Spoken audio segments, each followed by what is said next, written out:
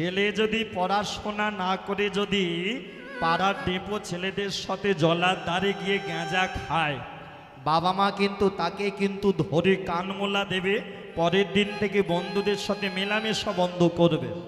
আর তোমাদের এই পাড়ায় যদি এমন কোনো ছেলে থাকে যে সে সব সময় ঘর থেকেই রাধাকৃষ্ণ যে মঠে চলে এসে হরিনাম করে, ঠাকুরের নাম নিয়ে থাকে, সেই ছেলেকে তোমরা বাবা মা হলে কি করবে?